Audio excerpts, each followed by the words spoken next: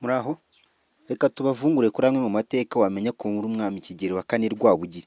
Uyu ni umwami wategetse u Rwanda kuva mu mwaka w'igihumbi kimwe magana inani mirongo itanu na gatatu kugeza mu mwaka w'igihumbi kimwe magana inani mirongo icyenda na gatanu. Uyu mwami azwiho kuba yaraguye u Rwanda ndetse kandi agafata ibihugu byinshi byari bikikije ubwami bw'u Rwanda. Abarirwa mu bami b'umushumi cyangwa se abami b'intambara. Ku ngoma ye niho abazungu bageze mu Rwanda.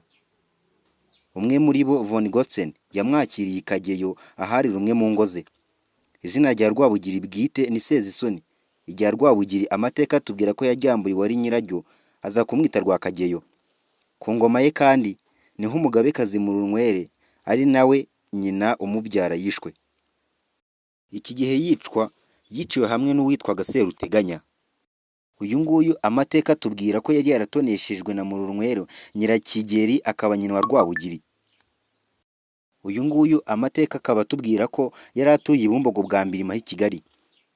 Kubera ko rero uko gutoneshwa rubanda nibwo bahise bahwihwisa ko yaba yaracyuye umugabekazi Murorunkwere, ndetse kandi ko yaba yaramuteye inda. Ibi ngibi bikaba byaratumye umwami amutanga we na Murorunkwere bakaza gupfana bombi. Murorunkwere umugore wa Rwogera bivuga ko yaba yararongowe na Nkoronko ya Gahindiro, ndetse uyu nguyu akaba ari we babyaranye Rwabugili ari we Sezisoni. Murorunkwere yabaye umugabekazi ndetse aba umwamikazi kuva aho Rwogera atangiye, kuko Rwabugili yari akiri umwana mutoya. Murorunkwere amateka atubwira ko ari we waje gushyamirana n'uwitwaga Rugereka kugira ngo ahorere Rwogera, kuko amateka atubwira ko Rwogera ashobora kuba yararozwe na Rugereka. Murorunkwere rero yishwe avugwa yuko yaba yari afite inda y'indaro, kandi ibi ngibi ibwami cyaraziraga kugira ngo umugabekazi atware inda y'indaro kandi ari umugabekazi.